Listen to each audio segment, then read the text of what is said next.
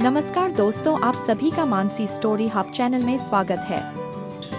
दोस्तों, आज हम बात करेंगे शरीर में उपस्थित बीमारियों और चिंताओं से मुक्ति पाने का सबसे सरल तरीका है हमारी सांसें। यदि आप अपने ऊपर सतर्कता और इन सांसों की शक्तियों के बारे में जान गए तो समझो आपने अपने जीवन में आने वाली तमाम बीमारियों और चिंताओं से मुक्ति पा लिया।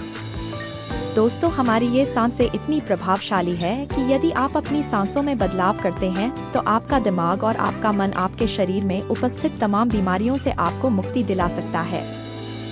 यह आपकी सांसें इतनी शक्तिशाली है कि आपके जीवन में उठ रही अनेक परेशानियां, अनेक चिंताएं और भी बीमारियां जिनसे आप मेडिसिन लेकर नहीं बच सकते, उन सब का इलाज सिर्फ सांसों को बदलकर किया जा सकता है।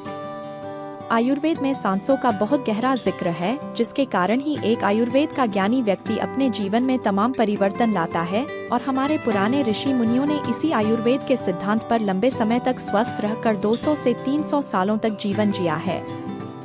सांसों का बदलाव इतना प्रभावशाली है कि यदि आप अपनी सांसों की गति बदल देते हैं तो न केवल अभी बल्कि भविष्य में भी आपको कोई बीमारी हो ही नहीं सकती और आप अपने जीवन को लंबे समय तक जी सकते हैं।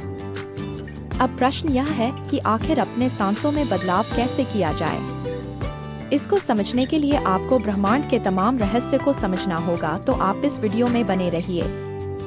दोस्तों, इस ब्रह्मांड ने ही हमारे इस स्थूल शरीर का निर्माण किया और हमारे शरीर में एक ऐसी इकाई भी उत्पन्न की है जो हमारे स्थूल शरीर के लिए डॉक्टर का काम करती है। यानी यदि आपको कोई समस्या है तो आपको बाहर से किसी मेडिसिन को लेने की आवश्यकता नहीं है, बल्कि आपके शरीर में उपस्थित वह डॉक्टर, वह इकाई जो इस ब्रह्मांड में प्रदान की है, वह स्वयं आपको इन सभी बीमारियों से मुक्त कर देगा। बस इसके लिए केवल एक ही शर्त है कि आपके इस स्थूल शरीर यह पता होना चाहिए कि वह डॉक्टर आपके भीतरी तल पर है, न कि बाहरी तल पर। हमारे स्थूल शरीर में सबसे बड़ा डॉक्टर या कहीं मेडिकल स्टोर हमारी सांसें ही है। लेकिन हमने तमाम बीमारियों और लोगों के बहकावे में आकर इस बाहरी तल पर डॉक्टर ढूंढ रहे हैं और ना जाने कितने ही मेडिसिन लेकर अपने शरीर में कूड़ा कचरा इकट्ठा कर रहे हैं।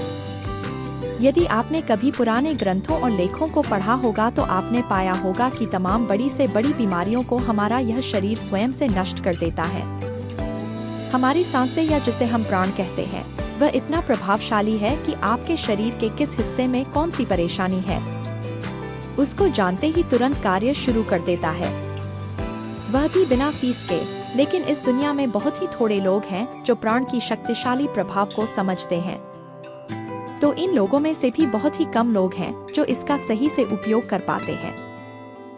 दोस्तों, यदि आप इस विधि का सही से उपयोग करना सीख गए तो आपका समस्त जीवन निरोगी हो जाएगा। आपकी काया परिवर्तित हो जाएगी, या न केवल आपके शरीर की समस्याओं बल्कि दिमाग की परेशानियों और तमाम टेंशनों, एंजाइटी, इन सब को दूर करने की ताकत रखता है। दोस्तों, न केवल शारीरिक रूप से यह हमारी सांसें हमें आध्यात्मिक रूप से भी मजबूत करती है और केवल इसी सांसों के माध्यम से ही हम इस ब्रह्मांड की दिव्य ऊर्जा के साथ जुड़ सकते हैं।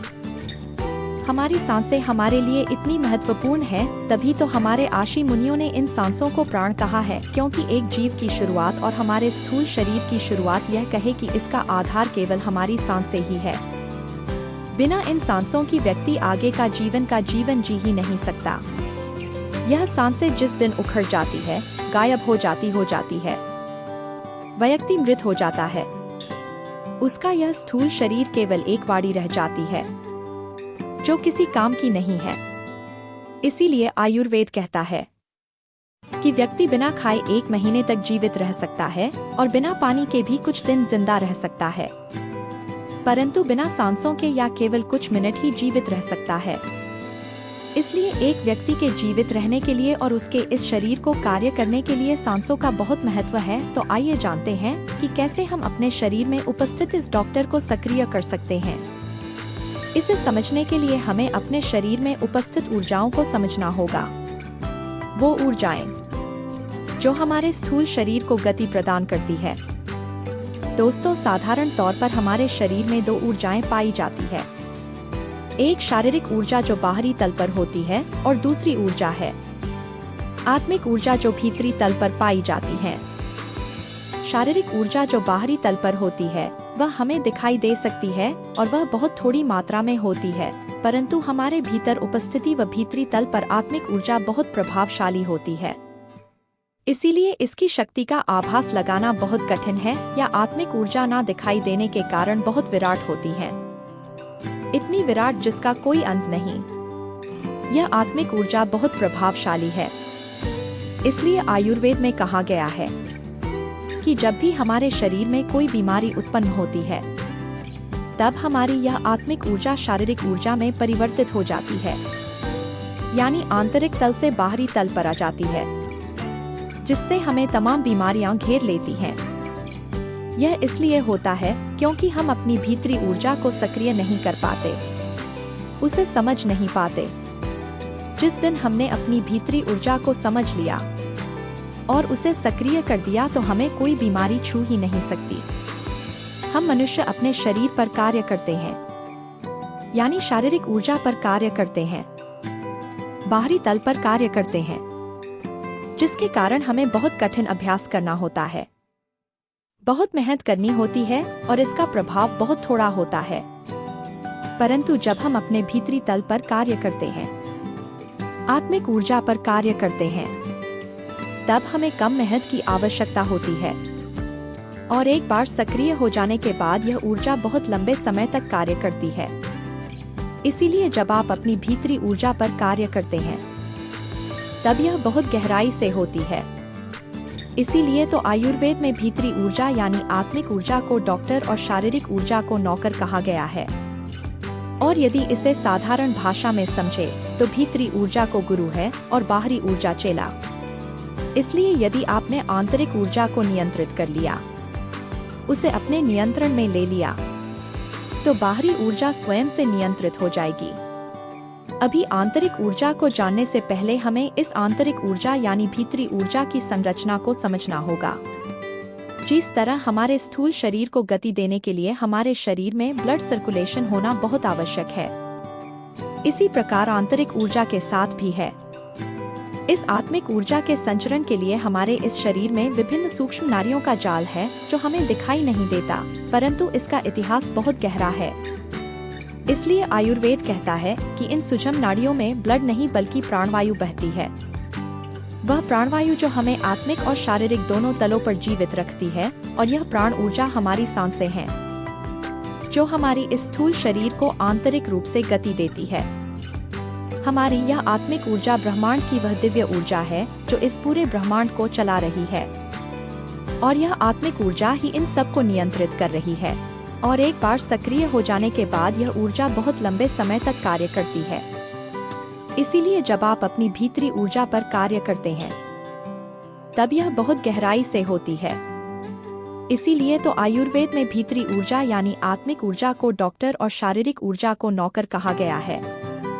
और यदि इसे साधारण भाषा में समझे तो भीतरी ऊर्जा को गुरु है और बाहरी ऊर्जा चेला। इसलिए यदि आपने आंतरिक ऊर्जा को नियंत्रित कर लिया, उसे अपने नियंत्रण में ले लिया, तो बाहरी ऊर्जा स्वयं से नियंत्रित हो जाएगी। अभी आंतरिक ऊर्जा को जानने से पहले हमें इस आंतरिक ऊर्जा यानी भीतरी ऊर्जा की संरचना को समझना होगा। जिस तरह हमारे स्थूल शरीर को गति देने के लिए हमारे शरीर में ब्लड सर्कुलेशन होना बहुत आवश्यक है, इसी प्रकार आंतरिक ऊर्जा के साथ भी है। इस आत्मिक ऊर्जा के संचरण के लिए हमारे इस शरीर में विभिन्न सूक्ष्म नाड़ियों का जाल है जो हमें दिखाई नहीं देता, परंतु इसका इतिहास बहुत गहरा है। इसलिए आयुर्वेद कहता है कि इन सूक्ष्म नाड़ियों में ब्लड नहीं बल्कि प्राणवायु बहती है। वह प्राणवायु जो हमें आत्मिक और शारीरिक दोनों तलों पर जीवित रखती है, और यह प्राण ऊर्जा हमारी सांसें हैं जो हमारी इस स्थूल शरीर को आंतरिक रूप से गति देती है। हमारी यह आत्मिक ऊर्जा ब्रह्मांड की वह दिव्य ऊर्जा है जो इस पूरे ब्रह्मांड को चला रही है, और यह आत्मिक ऊर्जा ही इन सब को नियंत्रित कर रही है। फिर सांस छोड़ देंगे, ऐसा ही आपको काफी समय तक करना है। कम से कम 15 से 20 मिनट आप देखेंगे कि आपके शरीर और आपके मन की स्थिति सही हो गई है। शरीर ढीला हो गया है, कोई आंकड़ा नहीं है। आपके शरीर में आपका माइंड स्थिर हो गया है, सब कुछ शांत सा प्रतीत हो रहा है। एक ऐसी शांति जो आपके शरीर के साथ साथ आपके दिमाग को भी शांत रखती है। दोस्तों, ऐसा ही प्रयोग आप करते रहें और अपने अभ्यास के बाद आपने हुए अनुभवों को नीचे कमेंट सेक्शन बताना ना भूलिए। धन्यवाद।